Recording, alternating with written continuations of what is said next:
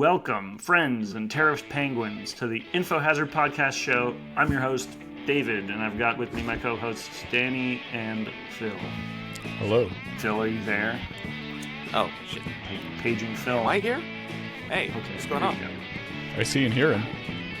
Wait, what's going on? Let's see. Nothing much. Recording a podcast, Had a fun week. Did some stand-up. It was good. I was a little late to the show, to this session here, because I was cleaning up vomit. So I got a vomiting 4-year-old. Okay, all right. Not yours, then. What? Yeah. Your vomit? Oh, no, yeah, not my vomit. You yeah, can I get safely really nervous. assume it's child vomit. Basically, if you're ever talking to a parent, it's like, I'm cleaning up vomit. Like, unless you're really distressed, I'm gonna guess it's the kid. I mean, I get really nervous to record this podcast show, but Pressure's high. Yeah. I can't lie to you.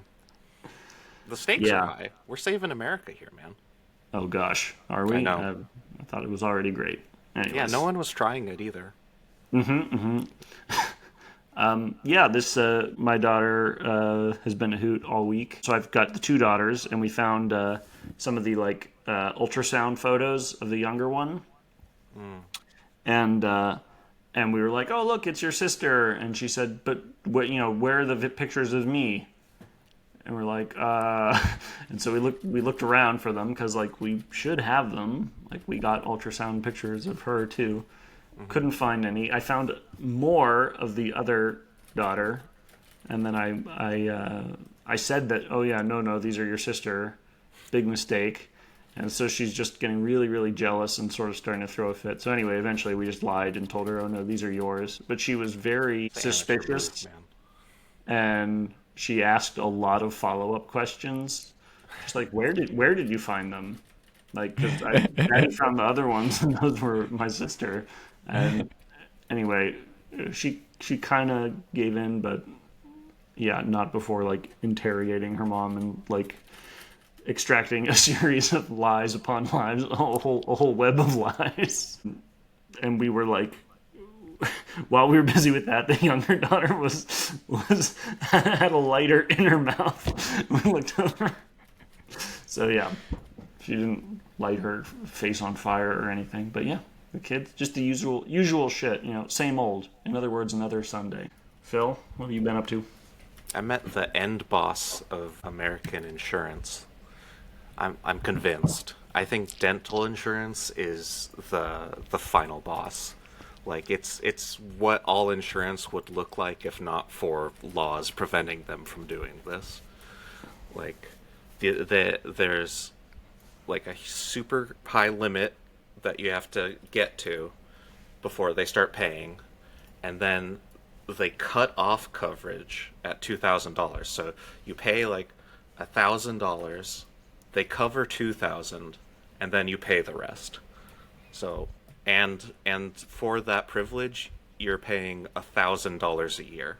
So at maximum, for the best plan, you're getting $1,000 discount. It's interesting.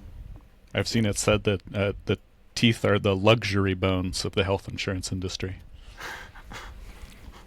I mean, I don't think it's a luxury. I feel like chewing food and digesting it is pretty important, but I guess I'm wrong. What a smoothie maker. Capitalism is there to chew your food for you, outside your body. Oh, man. Yeah, man. Yeah, I actually had to deal with health insurance recently too, and the dentist they assigned me to seemingly doesn't exist. I called twice and I left messages, and it's been a week and they never called me back.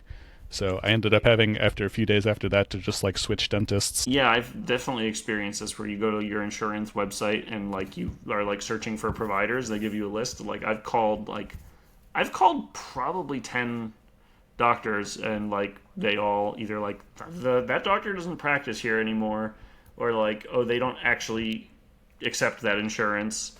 It's why do you even have this webpage? I just wanted to call every doctor in my area and get rejected.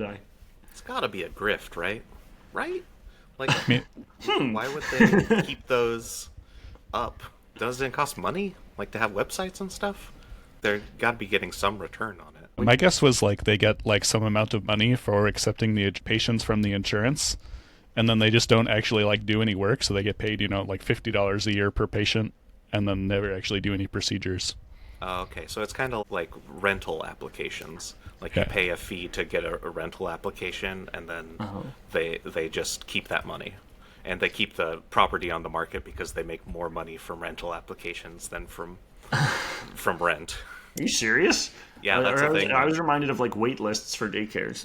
There's like a law going through the California Senate trying to address that, but like yeah, it's pretty rampant little scam going on right now. Nice.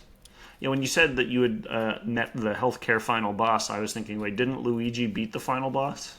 Oh God, if only. Anyways. He killed like one Goomba, but there's still a lot of Goombas out there, dude. I feel like Goomba. someone's been Goomba stomping on my face, so someone should maybe. I'm just gonna trail off right there and not incriminate myself. Yeah, violence is not the answer. Probably. Many have said. Yeah, I did find it very funny when just talking about how like political violence is so antithetical to America. It's like, have you ever heard of like the Revolutionary War? And it's like how many presidents have been assassinated? Like 10%.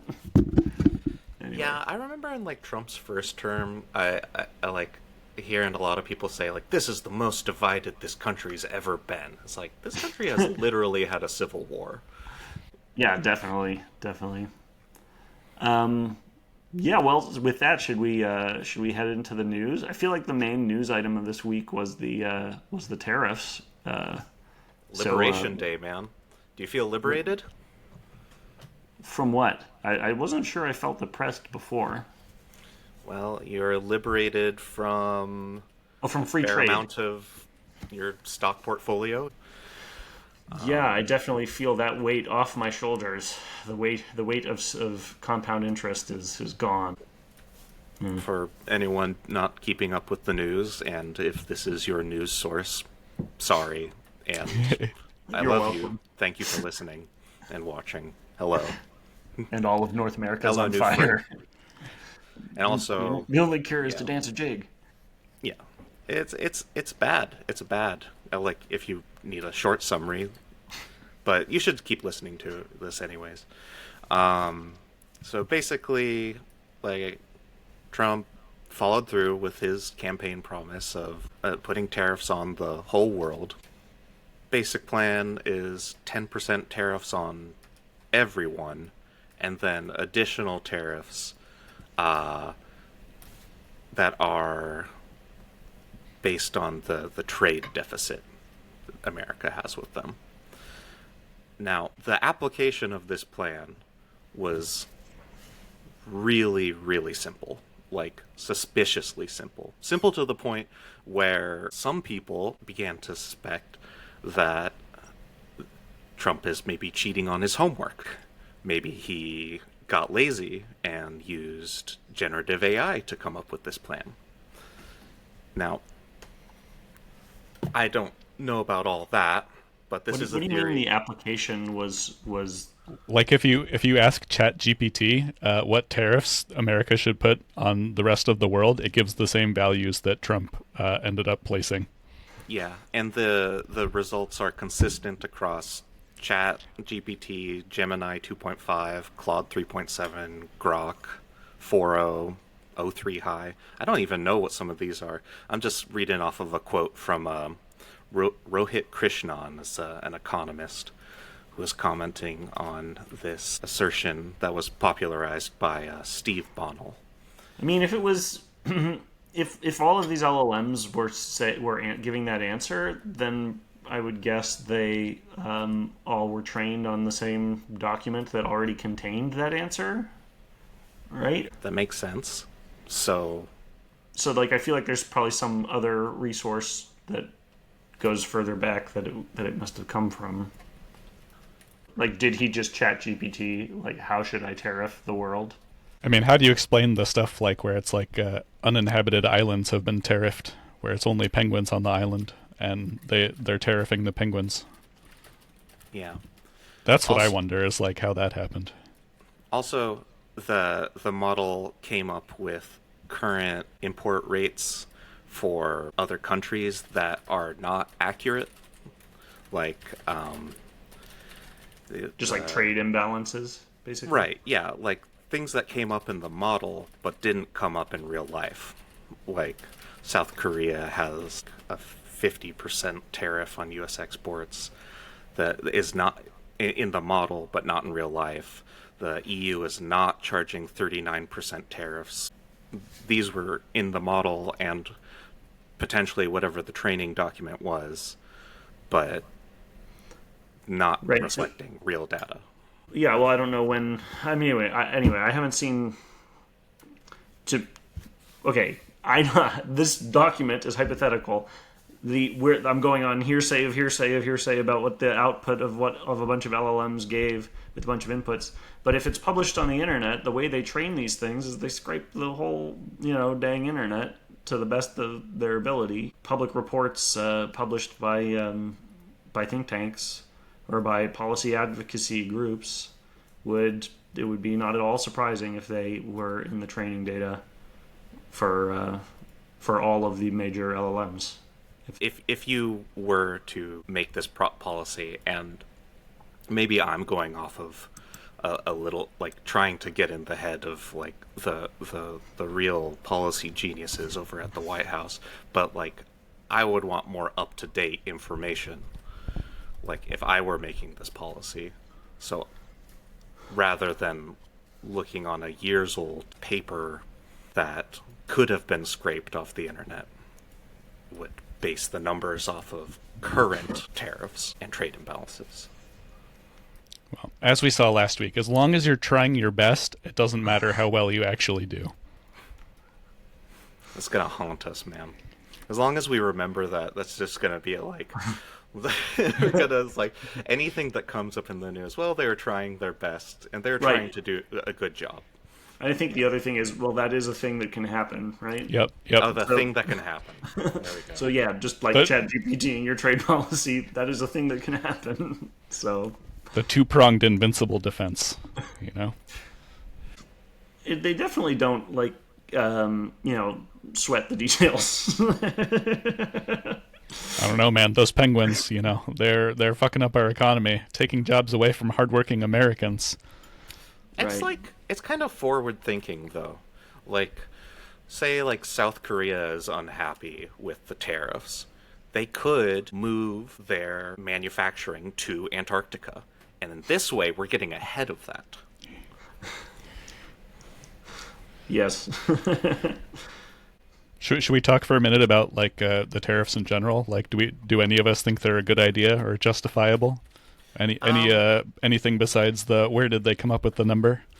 I guess so. I mean, like, I was feeling a little resistant to like buying the Switch 2. Like, I feel like the kids are still getting a lot of enjoyment out of their Switch. And I didn't really want to buy the Switch 2 when it came out, and now that it costs $800, there's just no way I'm getting it. It's okay. Soon we'll have a domestically produced Switch 2, and then you can just buy that one, right? What would be the American Nintendo equivalent, you think? It'd be like the Nokia N-Gage or something, maybe? I don't know. I'm not sure if we've ever had a domestically produced game console. Is it Xbox? Oh, that's true. Is an American. They probably don't manufacture it here, though, do they? No, I think like Japan and Korea and like parts in Vietnam. I'm sure the global supply chain.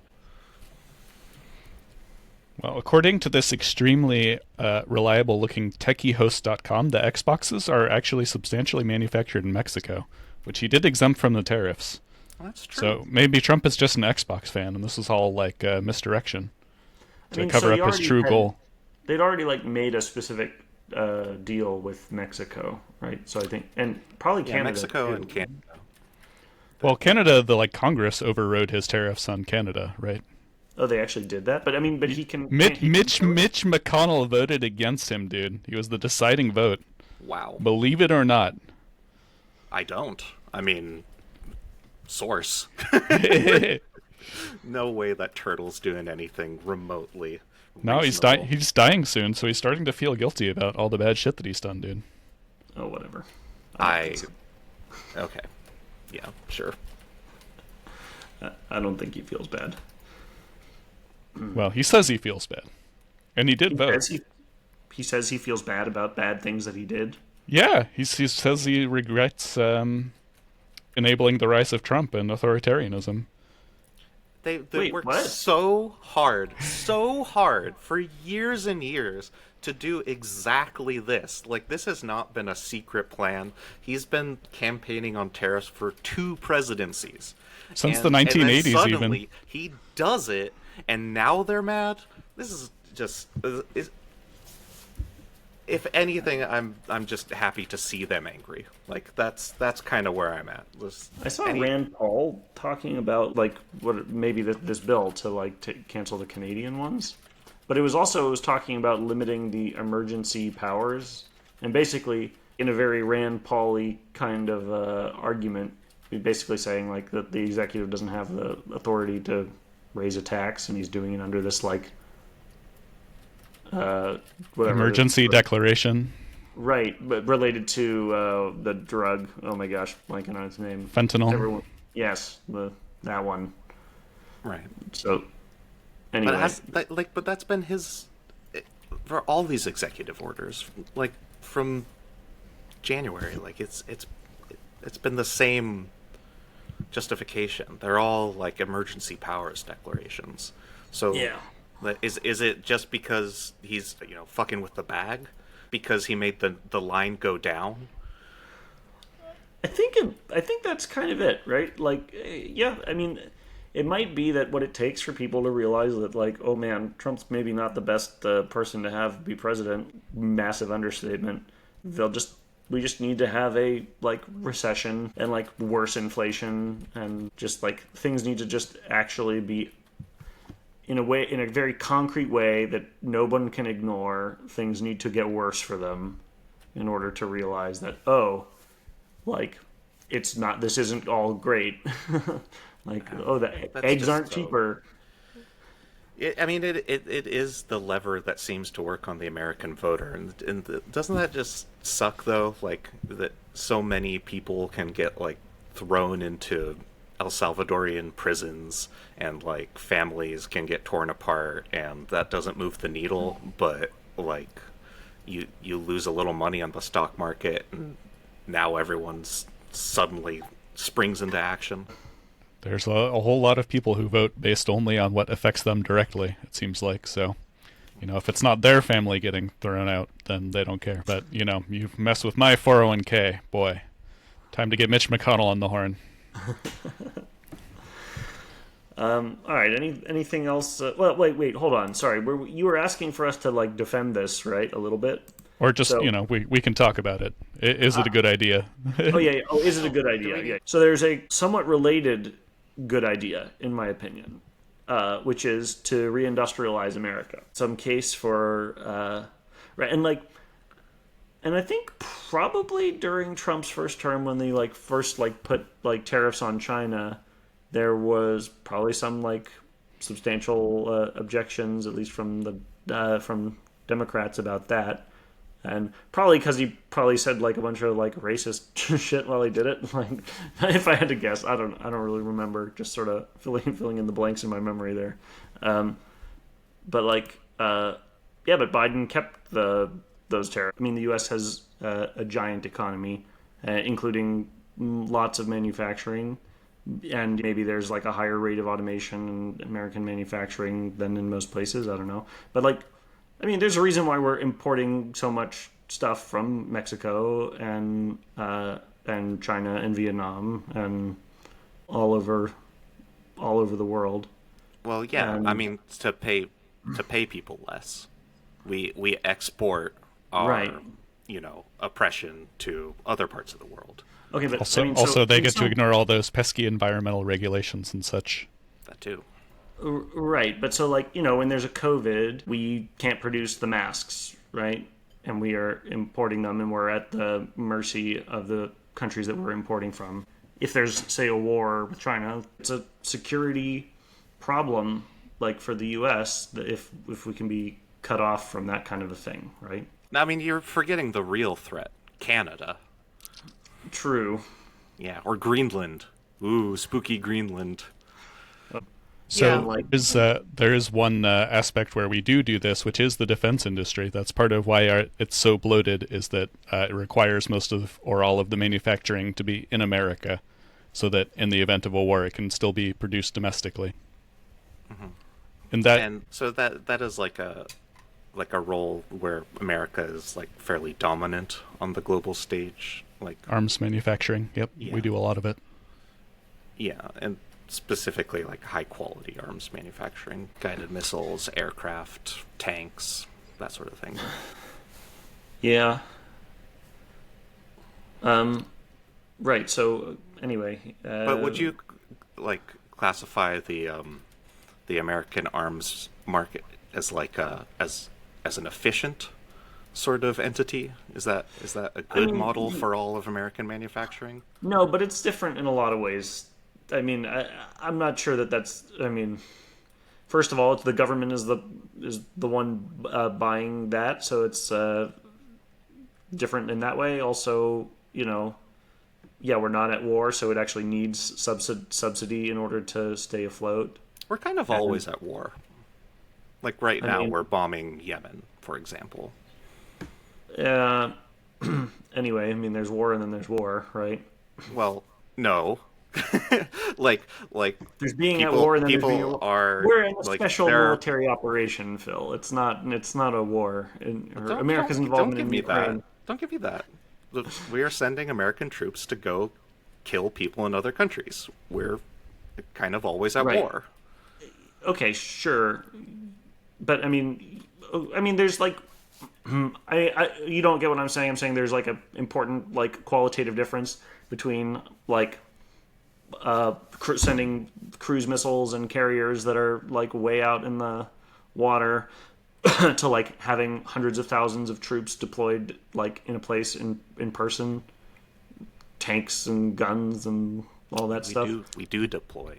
Like Yeah, we Boots on do the that, ground. but we're All not the time. currently Boots- really doing that. That's what I'm saying.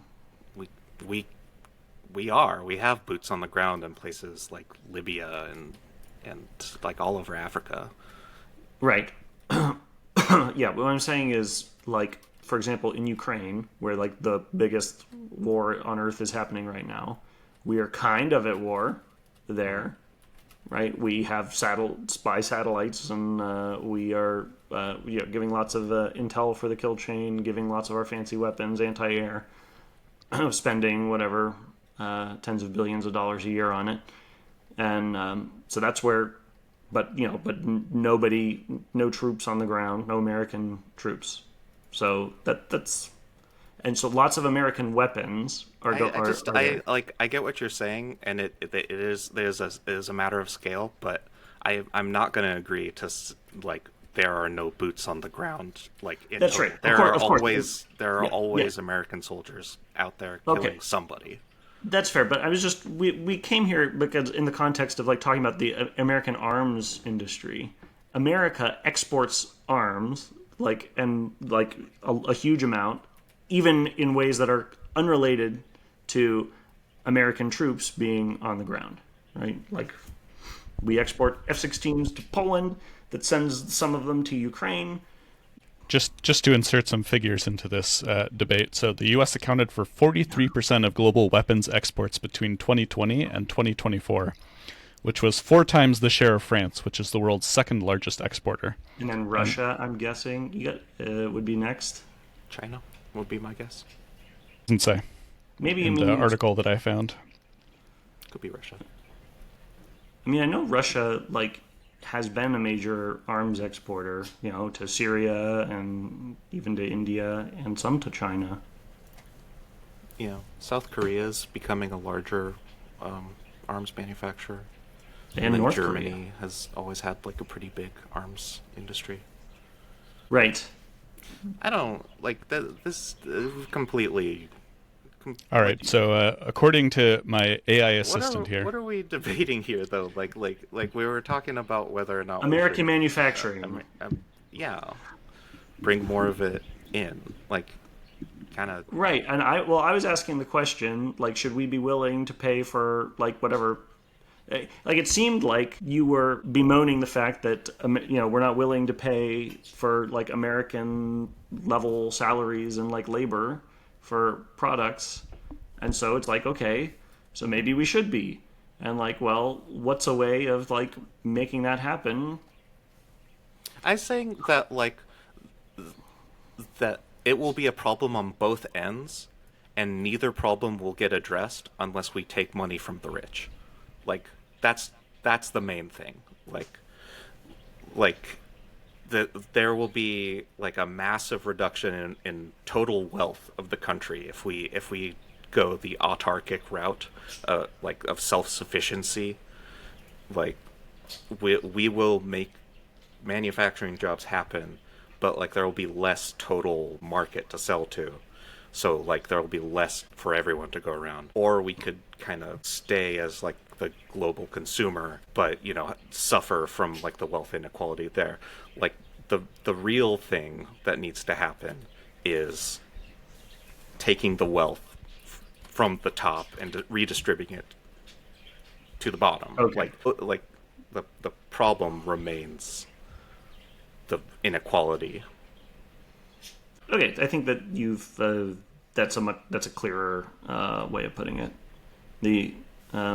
And I certainly agree that inequality is a big core economic problem, and the which industries go where is kind of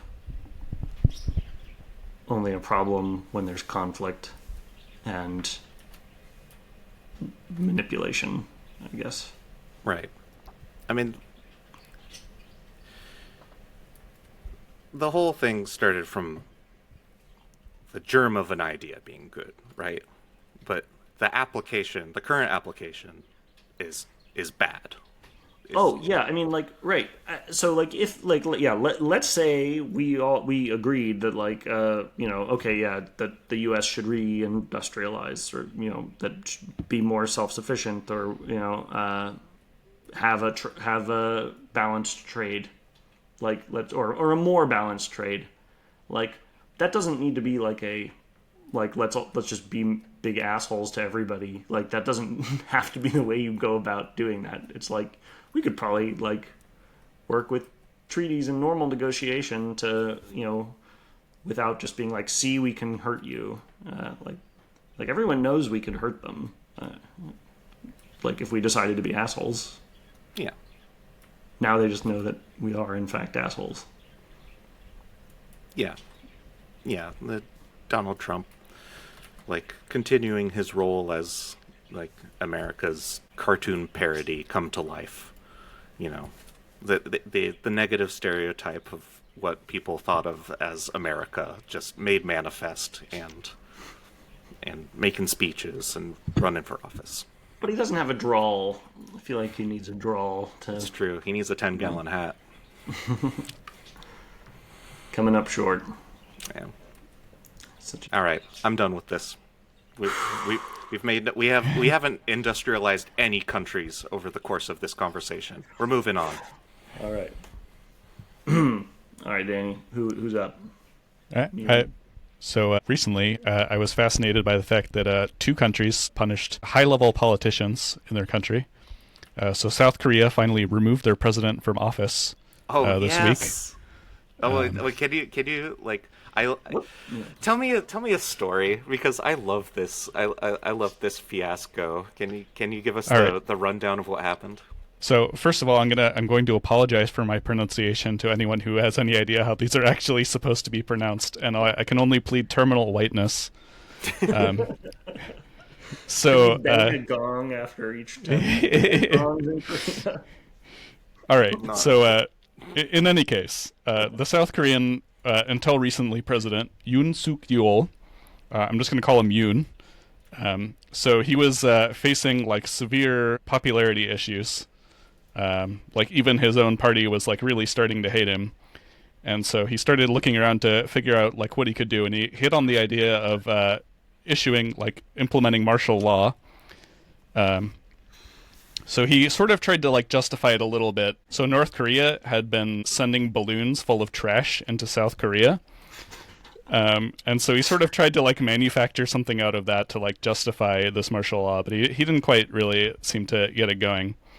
But so anyway, he just, he implemented martial law like in sort of like a shady way. And they did a whole bunch of stuff with it. So they tried to cut off water and electricity to the opposition media. They had troops raid the National Election Commission, on like citing, electoral fraud. I don't know if we know anyone else who, cries a lot about election fraud. I'll leave that as an exercise to the listener. And so they issued a arrest list that was full of like the opposition politicians and journalists.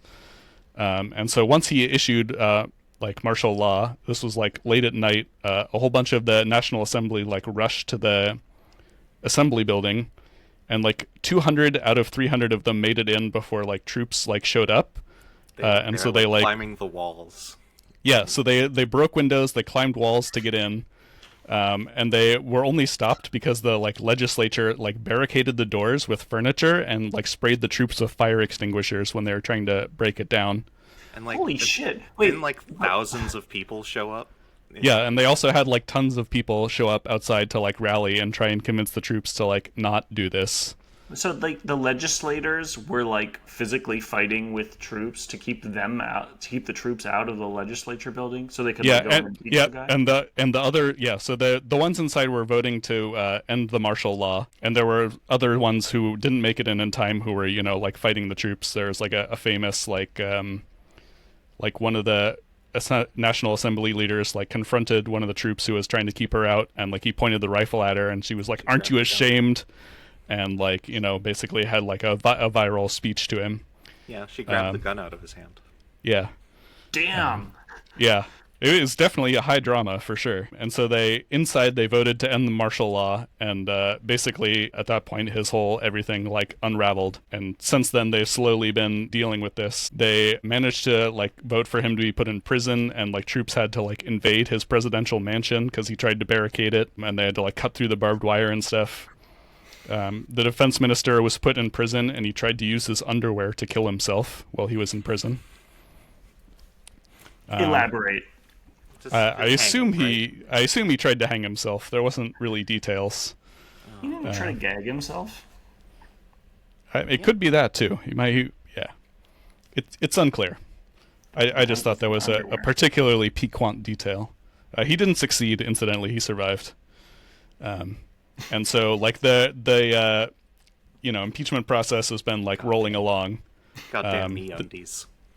Failed me for the last time. And you gotta get them wet first. Yeah. Now you tell him.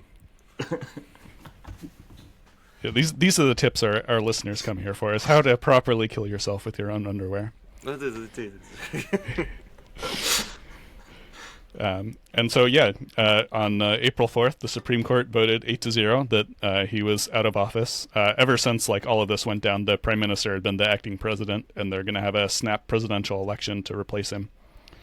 And so I thought that was like pretty inspiring that he tried to take over in an authoritarian manner and did not succeed. Especially for a country that, like, as recently as 1987 was actually a dictatorship. So, like, a large portion of the population, remember that. I think that's probably a pretty big part of why it went down like this, because as early as 1987 there are still people alive who were out in the street demonstrating to overthrow the dictatorship. So like that spirit is still with the people, right? Whether it be like the people who actually were there for the last martial law declaration, or like their children. Right, they heard it firsthand. Like they realized that that it's not inevitable to live in a free society. Has it just been too long for us? Is it 250 years the clock, and then we're just too lazy? I do think part of our issue is people just have sort of this invincible sense that everything will just kind of keep going along nicely, and like it won't be that bad, so we don't really need to worry about it or pay attention to politics. Well, we'll see. Yeah. Well, not with us on the case. Yeah, Ah, we're disabusing people of that notion. yeah, we'll keep you posted if you need to wet your underpants. Yeah. And then the other story is not nearly as interesting, but Marine Le Pen, she was the runner-up in the last two French presidential elections. She's considered to be a far-right candidate. And so this week, I think, she was convicted of embezzlement and banned from running for office for the next 5 years. So she was running a scheme where she got the government to pay her and several politicians in her party to hire aides to help with the duties of being a member of European Parliament. And instead of doing any parliamentary duties, they just worked for the political party, doing normal political party things. And so she was eventually convicted and now can't run for office for 5 years. Huh. For embezzlement. Not as exciting as the last story, but still significant. So, so for people who, I think a lot of people struggle to know what's real, because there are lots of places and lots of instances where politicians are wrongfully prosecuted by the people in power. Alexei Navalny in Russia. If you were to draw from a hat one example of a politician who wasn't currently in power being put into jail, probably more often than not, they're just in a system where might is right, and so I don't know. I'm just guessing that that's the case. So, how does someone know the difference? Guess you just got to look at the evidence for yourself that's available. Your research, a foolproof method. Right. Set up a robust system of laws where evidence is required for conviction. Interesting. Yeah, that seems to be the case in the U.S. for the most part. If anything, it's almost a little too robust, and we under-convict people, I would say. Right. Rightfully so, but, Right, if you're going to err on one way or the other. We're kind of going the other way with that at the moment. Sending people to prison out of the country because they have tattoos. Right, but that was outside of the legal system, though. So the legal that's system not is exactly not like an example of the system working, though. It's like people the system working would be like people who did crimes going to jail. Right. Agreed. Well, the system does work slowly. I think I've heard people say that that's a feature of the American justice system.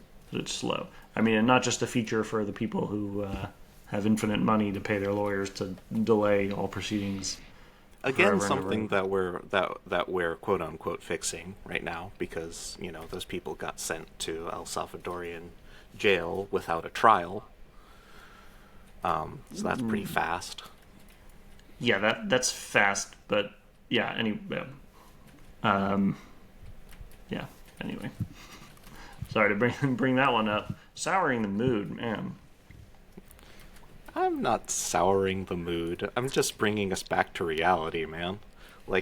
Don't be giving me this, the American justice system is, it works, but it's slow. No, it's not working right now, man. Wait, it's a problem. Sorry, hold on. So, in the case of the guy who's been deported to El Salvador, a judge has, basically threatened whoever ignored their order. So, they were on the plane, and the court ordered them to turn it around, and they ignored the order and then sent some more planes.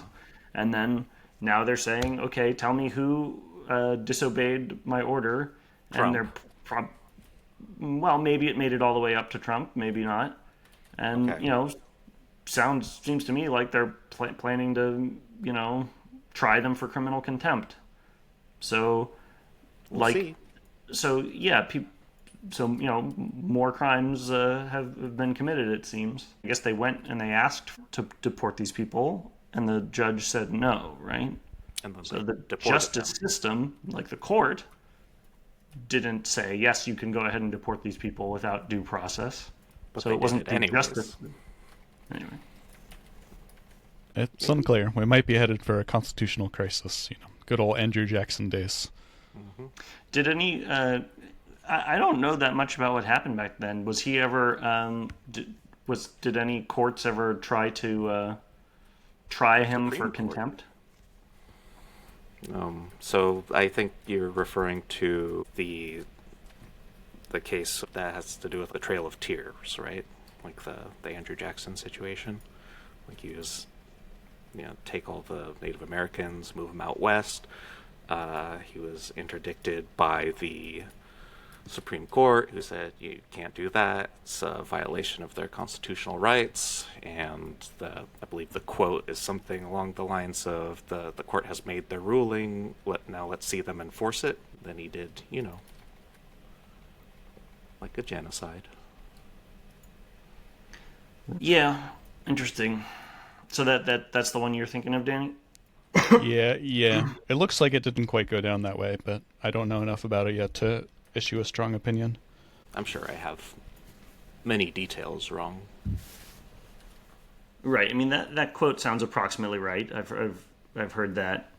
Yeah, I think it'll be interesting to see how this one goes. Yeah, I definitely didn't. I'm not assuming that it was explicitly Donald Trump who ignored the order. I think so. It's against the law to follow an illegal order, right? It is, yes.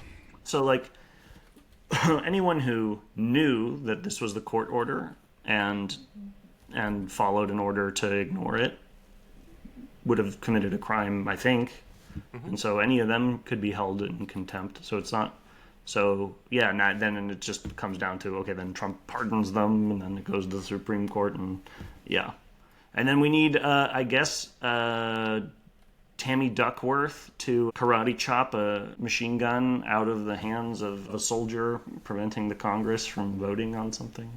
Well, okay. What do you think? What do you think happens in a constitutional crisis? Like, what's your sort of like the system is working, and like everything's peachy keen, and we're not like currently under a dictatorship. Like, what happens? Who does the laws the best? Who like writes the most firmly written letter to fix everything? Oh, yeah, I'm not saying that everything's working well, but I think that the justice system seems to be working well. I mean, seems to be continuing to function like normally, and now they're just encountering people who are disobeying court orders. Right? Now, so right now, like the Department of Justice is clearly like not doing its job, and like so, but that's not part of. I mean, I'm not counting that. That's not part of the judicial branch, right? So I guess by justice system, I mean judicial branch. The judicial branch seems to still be functioning. Sort of. I mean, this is like the judicial branch that includes the current Supreme Court, right? Yeah, right. Like, yeah, I mean, so yeah, they make lots of rulings that like that people don't agree with, or that are controversial. Yeah, like all this stuff about blatantly what about like whether Trump can be what was this case like that sort of by definition the president can't commit a crime while doing their presidential duties or something. In my mind, that's probably the most egregious. Or like that they like can't be convicted of it unless they're first like impeached for it, or something like that. I think it's like if it's an official act, like it would be a crime. Yeah, and so like I didn't read the ruling.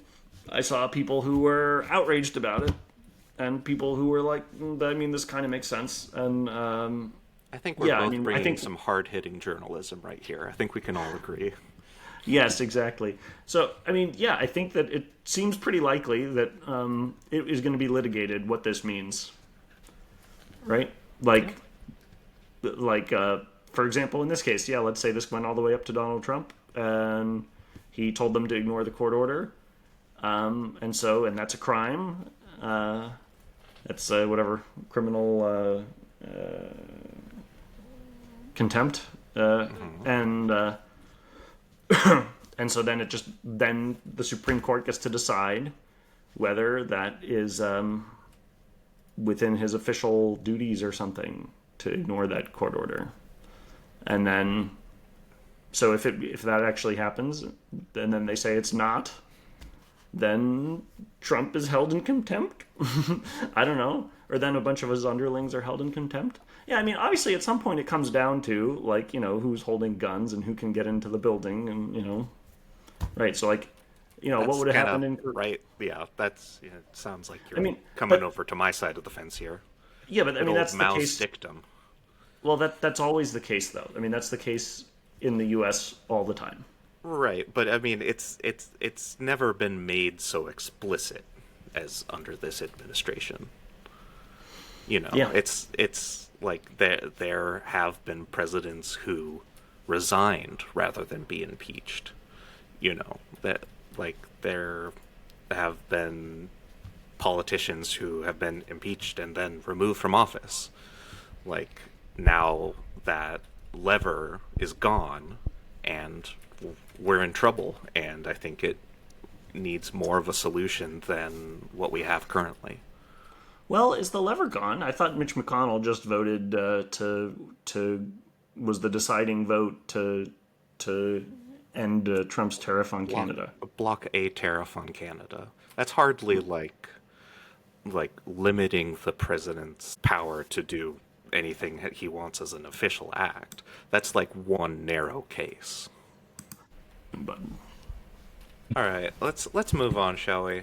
We got something here. David, you got something for us about generations. I do. Which generation is best? Millennials are the best. Yeah, 3 millennials in this call. There's only one answer. Silent generation. Gen Beta, dude. Is that our nickname? Gen Beta is clearly the best. It's all babies. It just started this year. Yeah, but I hate babies, actually, so I vote against them. I'd say that, like, favorability ratings among babies are quite high, though. So you have your opinion, and you're entitled to it, but I think people generally like babies, so I'm all about Gen Beta. They're pretty cute. And I'm a big beta. So nice. Gotta represent. Yeah. So anyway, well, yeah. So right, what I looked at and prepped for this sesh was I looked at this survey done by Deloitte of Gen Z versus Millennials. I think it was titled "How to Exploit Your Employees," or maybe it was. Yeah, something like that. Or maybe that was a subtitle. Maybe I just read between the lines on that one. Just subtext for any sort of business article. Anyway, it was a little bit interesting. I mean, it just kind of like asked a bunch of questions about work and about Gen AI and about meaning to a bunch of Gen Z people, aka kids or millennials, and so it was almost entirely like the same results. I was like, why did they bother to like it's like, okay, they were like looking for interesting insights on the differences between these groups, but it was like almost entirely like 1 or 2 percentage points difference. So even that was, I think, I mean, that was like my initial surprise, like the main takeaway to me was like, we're close, basically. Yeah, I thought we were way better than Gen Z, but they're just actually the same, just younger. So let's start with the positive stuff that I found in here. Something like 75% of both of these groups are actively taking steps to reduce their environmental impact. Like this was like either changing changing jobs or just like being willing to spend more on purchases to have environmentally friendly whatever impact. So that was interesting, sort of very environmentally conscientious. Well, changing generations. jobs is like a pretty big life decision to be making with environmental impact. That's not exactly just using paper straws. Yeah, exactly. It's like, right. So is this that like 74% uses paper straws and 1% change jobs? Yeah, exactly. So it didn't break that one down, but exactly, like that's a huge thing. I mean, I almost took a job working at like a green energy, renewable energy company. Oh. So hey, I almost did it. Yeah. There you go. Actively taking a step, 25%. dude. No, he's actively taking the step of almost taking that job, dude. That's right. Who would you say are your biggest inspirations? Oh man, I don't know. I can't think of any notable examples of that. Oh, Anyway. hello, I'm right here. Oh yeah, okay. That's true. Danny's thought, but I don't know. Danny usually doesn't even think about doing things. Oh, sorry. Danny didn't get around to it, I don't think, but you went to the protest this week, right? No, yeah, I did go. I did go. Oh shit. Oh yeah. Well, Thing doer, you want- Danny, put it on his tombstone. I mean, or the living equivalent of that, and I hope to have you around for many years. on your headboard. Yeah, on his headboard. Put it on his headboard. That way I can look at it when I'm having sex, dude, and feel good self-esteem. It's better than a mirror. Hell yeah. Oh boy. Okay, now this one I just didn't believe at all. Okay, so this is like a good. This is one of those good news ones Let's I was let's just. spread some disinformation then. What is this? It said about 81% of Gen Zs and 82% of millennials say their current job gives them purpose.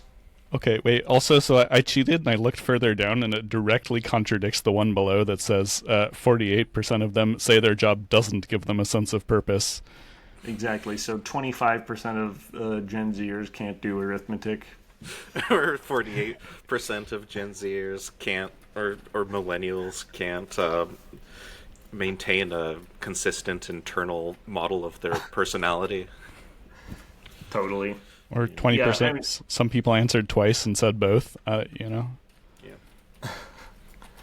So anyway, right. I mean, there's all kinds of like, issues with this, but I don't know. Their current job gives them purpose. That's insanely high. Insanely high. 82%? 80? Yeah. You know, this might be like a paper straws sort of thing. Purpose as in, like, the reason I get out of bed in the morning is to go to work. Like, that sort of thing. Like, I guess that's technically literally true. Otherwise, I would stay in bed. It's the reason I go to the building that my employer owns is to work. But My purpose is to give out paper straws to all the people that come to McDonald's where I work. if I gave that answer, I would regret it. Because later I would be thinking, like, you know what? This Saturday, I got out of bed and I didn't have work. So really, if I did have work, they would serve no purpose. I'd get out of bed anyways. Yeah. Anyway, I thought that was very strange. Here's another one that the most admired trait, and I didn't get the number on this. The work-life balance was the most admired trait. I believe that one. Hell yeah. So, Yeah, not for me though. Yeah, I'm laboring all day in the podcast mines, that's right. That's right. Okay. extracting So those are podcasting. some. That was some of the good news. There was also shockingly some like depressing stuff in here. About 30% of both groups do not feel financially secure. I wonder how much that changes after the tariffs, though. Yeah, so this survey was in 2024 up until March. So this is all before the election. So this is like these are like Biden numbers. I'd say that's surprisingly low. I feel like people are like prone to complain and like Right. I don't know. That's not just like apologizing for Biden or anything. That's just Yeah. just like I feel financially insecure. Like Right, me too. I would have Well, answered the other way. So maybe that's just personal bias. Maybe they're No, financially secured to the bottom. right. Yeah, no, I agree. I think this number is low, so maybe this isn't that depressing. But I also think it's funny because it contradicts this other one where it's like 55% are living paycheck to paycheck. So it's like you're financially secure, so 20% of them. You're are- financially secure but living paycheck to paycheck. It's basically you just like to run pretty fast and loose. Just like, I'm I'm confident that I'll get that payday loan just in the nick of time. It just feels like all of these are contradicted by a later like response in the survey. Is what I'm getting out of this. I think they just picked C for every question. I love this. This is great. We should get all of our news through Deloitte. Thought leaders, man. About the 35 to 40% of this group feel stressed all or most of the time. God. Relatable. Jeez, like all or most of the time? You know, that's actually I don't think that's low or I think Yeah, that we're a feels very anxious generation. That's for sure. well 40 so this one has like a not that significant but like a noticeable gap between the generations. Like Gen Yeah. Z is 5% more stressed all of the time than millennials. Yeah, that's true. There's a 5% gap. It's that TikTok poisoning their brain. Yeah, Yeah, really. that's true stressful. because no one in our generation uses TikTok. No, it's Facebook, dude. Instagram. Reddit. So the next one here, this is the one you're talking about that just directly contributes. It's like 50% or 45 to 50% say their job doesn't give them a sense of purpose, whereas 80% said their job does give them a sense of purpose. What do I believe, Deloitte? Tell me.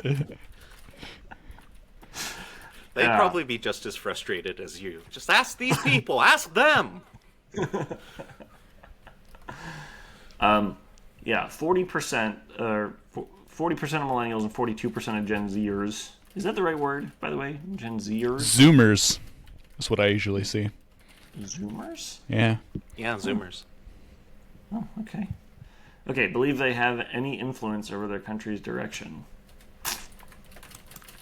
It's higher than I would have guessed, actually. Okay, I did look for ones that actually had like noticeable differences because like the groups were it was like so similar. Yeah, this one is funny. Expected personal finances to improve. 48% of Gen Zers, Zoomers did, and 40% of millennials did. That might actually be accurate, though, right? Like, you get more of your pay gains early in your career. Like That's you right, you're end having your kids. career with like generally speaking with a higher salary than you started with, but like Ideally, you at get the least. most- you know, you're switching jobs the most early in your career When you're younger. which Right, you're getting promoted faster. yeah. Another thing is like millennials are having kids, which hurts the pocketbook. I can attest. Yeah, but so they'll grow up and start funding your lifestyle then, right? So you should expect your personal finances to improve. Sorry, this is like over the next year. So yeah. Anyway, this one, work is central to their identity. Millennials, 10% more millennials think this than Zoomers. Zoomers are 36%, millennials are 46%. We got We more gotta of do that better. capitalist propaganda than they did. We got to do better, team. Right, like who isn't jaded by now? 46% of people, apparently. 46. You gotta go to work and just like whack your coworker in the head. Like, this is not who you are. I mean, I feel like there are some professions where it's justifiable, right? You know, like doctors or teachers tend to like feel like that probably. But without this warehouse technician role, I'm nothing. All right. Well, anyway, that was my take on the Deloitte Gen Z and Millennials survey.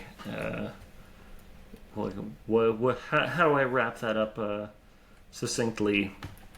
We're basically one generation. We're not that different at all. I suspect social media has a pretty intense flattening effect. I'm taking the opposite message away from this. It's the vanity of small differences, man. Just like, I can't believe how many more of us, like, the work is central to our identity. Have we learned nothing from our media? Maybe we just have better jobs that are actually, you know, identity forming. Oh, yeah, actually, that does sound right. I feel like it's a lot harder. Well, also, they're earlier in their career, but, like, I feel like the workforce is just gonna be, like, a harder place to live in as time moves forward. Yeah, at least for me, like, the trajectory has definitely been like, I mean, I've been in the same line the whole time, the same line of work, and it's been a process of demotivation, or, you know, building skills, decreasing appreciation and opportunity. I've already forgotten about the first part of the show. We're not gonna be in the same line of work. We're gonna be, like, on the manufacturing line making, like, cheap plastic toys. Or maybe ventilators. Oh yeah, ventilators. For measles. Or bombs. Oh, yeah. Could be even making bombs. Who knows? Some of us could be doing it as a hobbyist. Yeah. Cut, snip. I don't know what generation Ted Kaczynski was in, but he's older than us. Yeah. Only 35% of Zoomers report making homemade explosives or 3D printing guns. That was definitely a boomers thing, dude. They had the Weather Underground. They had Ted Kaczynski. 100% of Ted Kaczynski's approve of this message. So, before we wrap up, Dan, do you want to tell us a little bit about this protest that you went to? Yeah, so I went to our local protest here in Portland for the hands-off day or whatever on April 5th. I mean, you know, I was just one guy in the crowd, but it seemed huge. Like, we definitely had a lot of people. So the first hour was speeches, and the sound system was too crappy. I couldn't hear, like, you know, any of it. So that part just kind of sucked because I was just standing around in the hot sun. But then we had the march, which was, you know, more inspiring because I got to move my legs and feet, and there were chants, and, you know, it was nice to, like, I don't know, feel like I was doing something out there, registering my dissatisfaction. Hell yeah. Did you have a good sign? I didn't bring a sign. I just brought myself. I didn't have enough art supplies or a good enough idea. What was your favorite sign that you saw? My favorite sign was probably like there was a Trump dressed up as like a old timey king, and it said 18th century problems require 18th century solutions.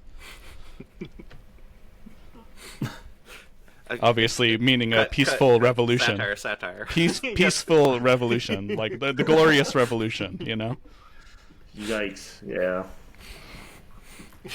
Just like James II, he can go live in France, and we'll have, you know, new people in charge, but nobody gets hurt. That must have been a James II reference. Exactly. I don't have any idea who that is.